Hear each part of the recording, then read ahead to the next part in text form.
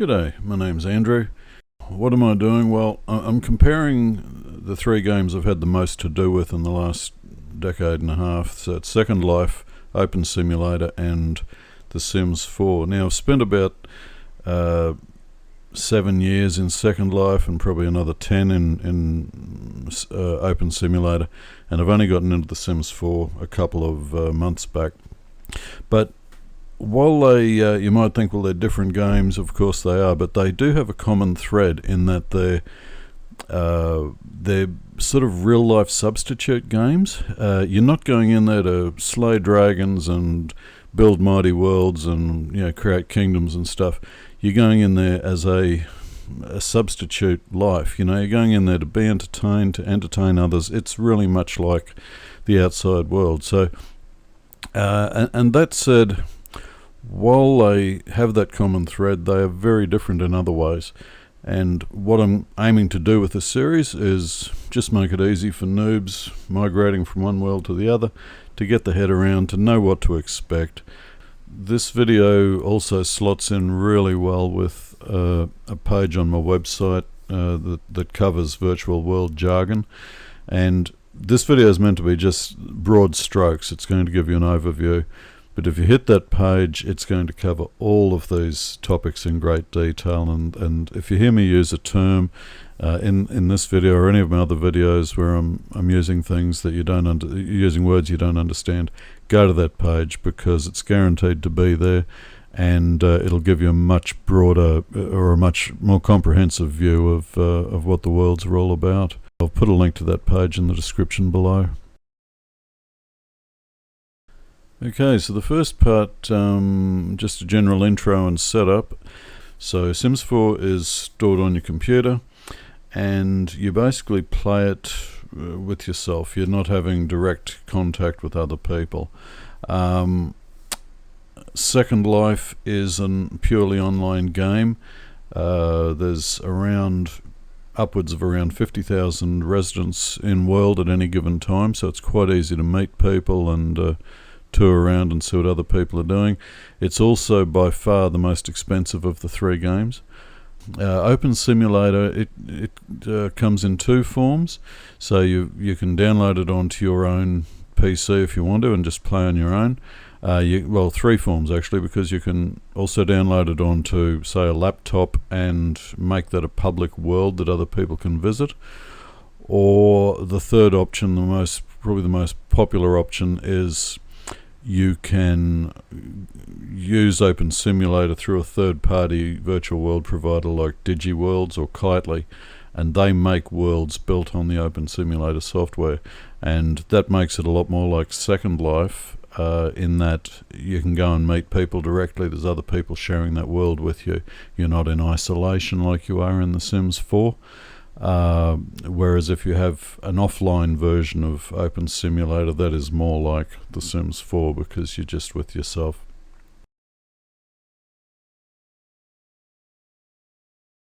One early piece of jargon I'll get out of the road is what characters are called in the various games. So it actually surprised me when I first logged into The Sims 4 to learn that a sim was actually the character. Because in Second Life and Open Simulator, a sim is actually a parcel of land or a region of land.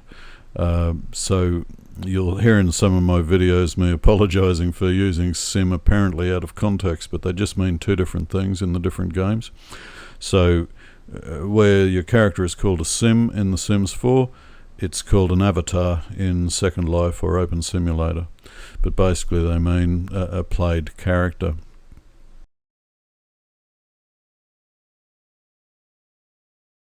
Okay, the next bit also to do with avatars and Sims is NPCs. So you'll be familiar with NPCs in most games. Basically every sim in The Sims 4 is an NPC until you are actively playing it. So your actively played character is a played character, but as soon as you switch to another character, it becomes an NPC. Second Life, by comparison, does not have NPCs. every avatar you meet in Second Life is always representative of a real-world person in control of that avatar. Sometimes it might be indirectly controlled through a script, but they are made and built by a real person somewhere in the world. Open Simulator avatars, again, they're always representative of a real-world person, but they also can be NPCs. Open Simulator has an amazing NPC technology. It's really good.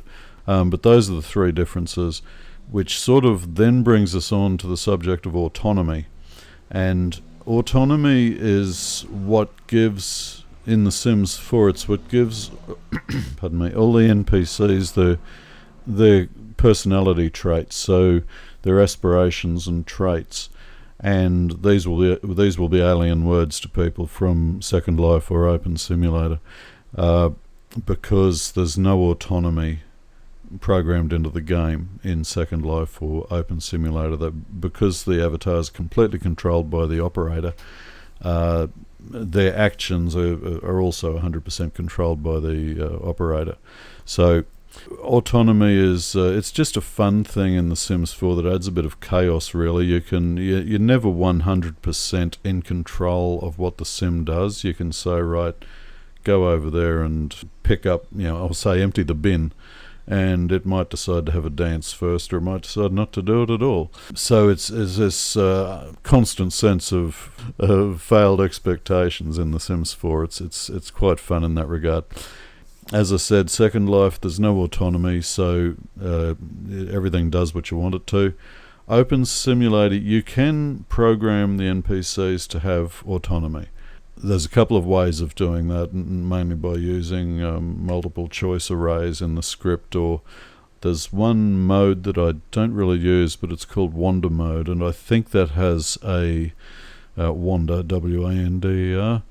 I think that gives it a degree of autonomy. It'll just do random things.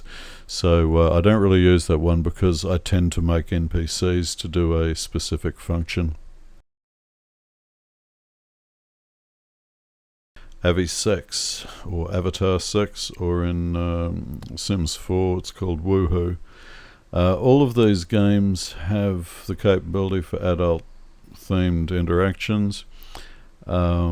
In The Sims 4, because it's aimed at a teen market, it's by default it's pixelated when they do this sort of stuff. However, you can get a mod, Wicked Whims is the most common one, and it removes the pixels, and you can add a whole bunch of animations, which sort of brings it up to a sort of a quality similar to what you'd expect in Second Life or Open Simulator.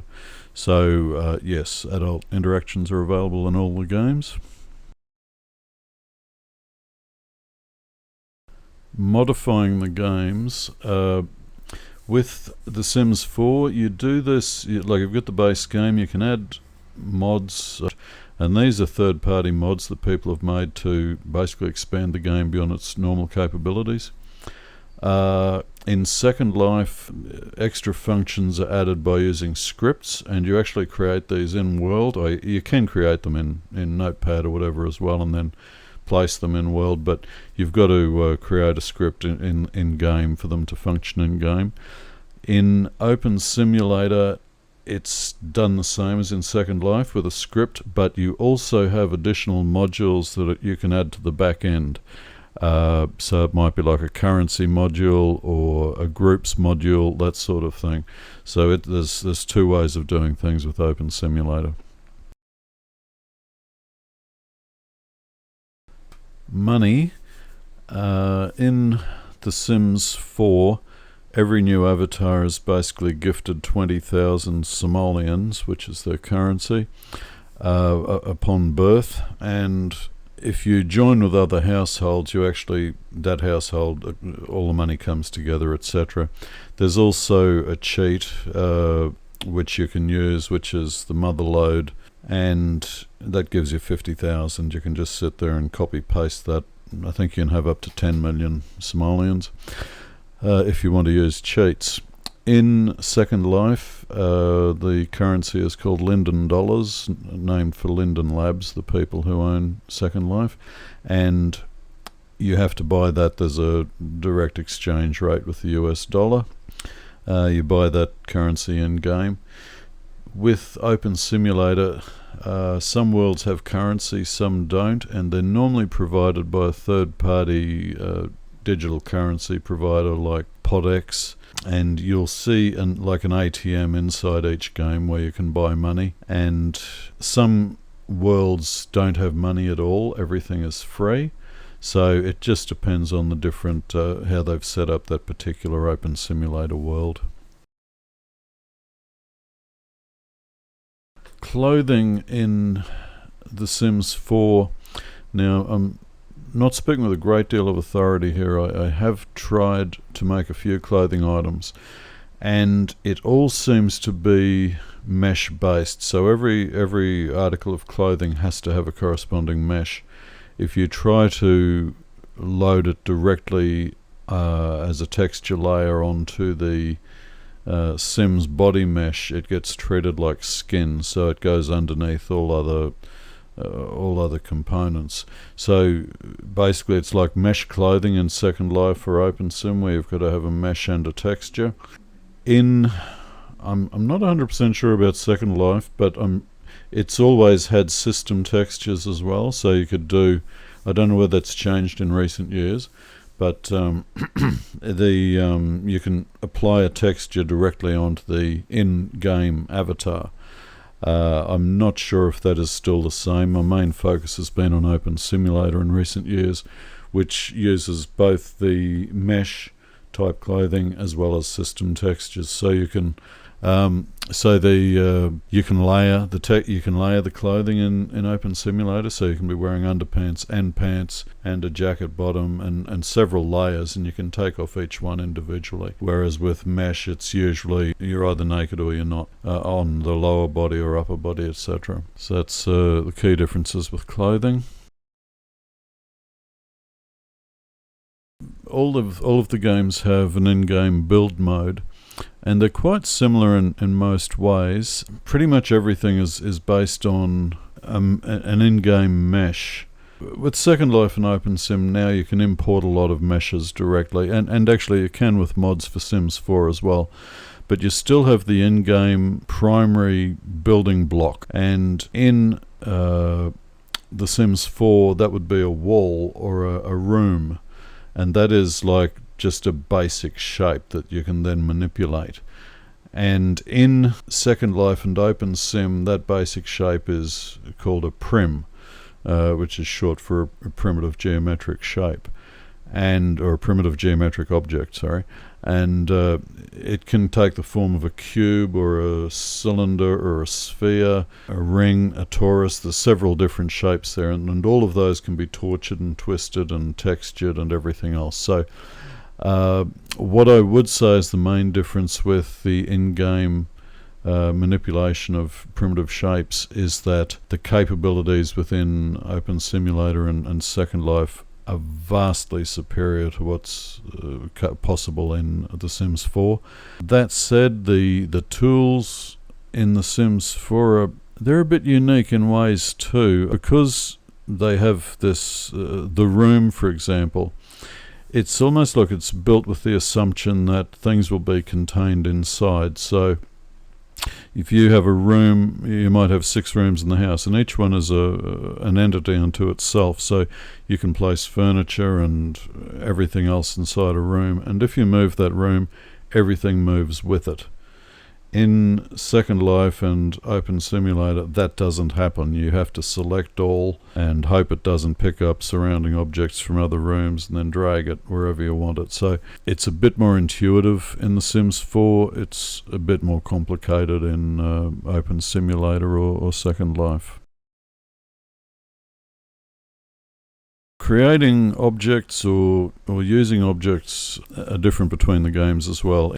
In The Sims 4 you have a household inventory which contains things that you've picked up in world along the way, or rewards that you've been given, or things that you've purchased through your computer like medicine and that sort of thing. In Second Life and OpenSim, you have an inventory window, and that contains things, again, that you've been given or that you've purchased from a shop in world, or you may have they may have been free copies that you've picked up by right-clicking on them or something. To build in Second Life or OpenSim, it's a matter of dragging that object out of your inventory window onto the ground, and there it is, it's appeared. You can move it around wherever you want it with the build tools. In The Sims 4, you go into build mode, and it's like this little shop opens in a bar down the bottom, and you can go through and look at all the different things that you can drag onto that particular lot.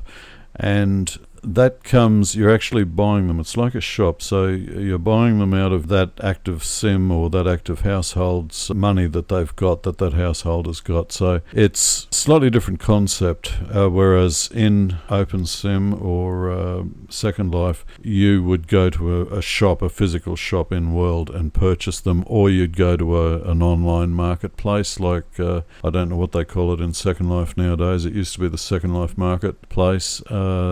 For Open Simulator, the main one is Kitely Market, but yeah, they're either web-based or in-game. So as opposed to The Sims 4, which has it in the lower browser section. The way that land is set up is probably the biggest learning curve between the games. In Second Life and Open Simulator worlds, you hear the term world, and what that means is that entire grid. Well, all of Second Life is a world. All of, say, the DigiWorld's grid is the world. And you can go to the world map and zoom out, and you will see all the regions and estates and continents on this giant world map. It's like looking at a normal map of the world in an atlas. In The Sims 4, a world is more like what you would call an estate in Second Life, so it's a small cluster of regions. It's not even that big, to be honest. You could almost call it a region, because there might only be 15 properties on the region, and each of those properties is called a lot. You can't modify all of the lots, and you can't change the shape or size of them. Whereas in OpenSim and Second Life, everything is changeable. So there are things in TS4. It does get a bit frustrating in that you can't change a parkland or something. So you might, you can usually change the parkland, but you can't change the surrounding streetscape. What you've got is what you've got. In The Sims 4, you can move around to the point of, it's called a zone or a neighbourhood. So that might be like 3 or 4 lots, or say maybe 5 or 6 lots around your particular lot. So you can go for a jog, but it will only be 1 block up the road and back. Beyond that, even though it might be in the same world, say Oasis Springs, that's got, say, about 6 or 7 separate zones in that world. And if you want to get outside of your own zone, you actually have to teleport there. So you can't walk around all of Oasis Springs, whereas in Second Life and OpenSim you can walk as far as all the land connects, and then you can jump in a boat and sail. So it's and there is a reason that it's done that way. In one thing you don't come across a lot in The Sims 4 is lag. Unless someone's using a lot of fountains or too many avatars, you don't come across too much lag. And that is precisely because all of this is zoned into little areas. And while you can see the properties in the distance, what you'll notice is that they're fogged out, they lose resolution, so it's just an image rather than an actual house. It's an image of the house. And that saves on that same scenario in, say, Second Life. Your viewer would be trying to download all the textures of that house in the distance. That isn't happening in The Sims 4. It's just a computer-generated image of what's in the distance. So yeah, that's a limitation as well. If you want to look at it that way, or an advantage as well at the same time. culture, I guess, is the biggest difference with The Sims 4 from the other two, in that because of that autonomy that the NPCs and the played characters, for that matter, enjoy, it really is quite chaotic and quite entertaining, and it's why you see so many YouTubers making videos of Sims 4 storytelling scenes that they've set up, and it's a favourite pastime of killing Sims, finding great ways for them to die, and that's part of the culture of The Sims 4, and it can be a lot of fun. I've fallen prey to that myself. And whereas in Second Life and Open Sim, they don't die. If someone dies or an avatar suddenly doesn't come back, well, it's because the owner of that avatar has died in real life, So it means an entirely different thing.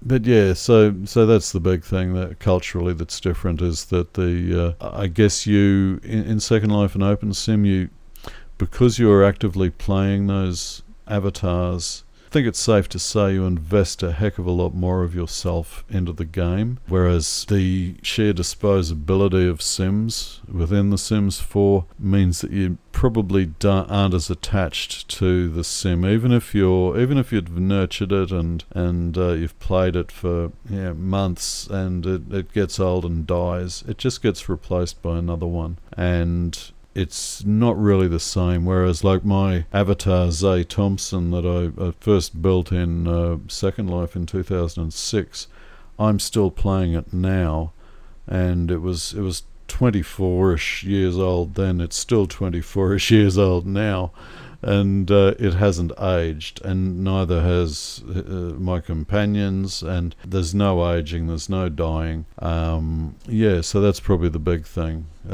Get used to death in The Sims 4, and it's funny when it happens, to be honest.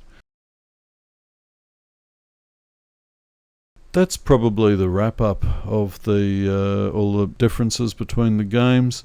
As I say, go and visit that virtual world jargon page, and you'll find out a lot more about the different specifics of it. But that's the guts of it. I'll probably add some more topic-specific subjects about the differences over the months ahead. But I hope you gained something from this video. Please give us a like or a thumbs up or a thumbs down, and we'll see you in the next video. Okay, have a great day.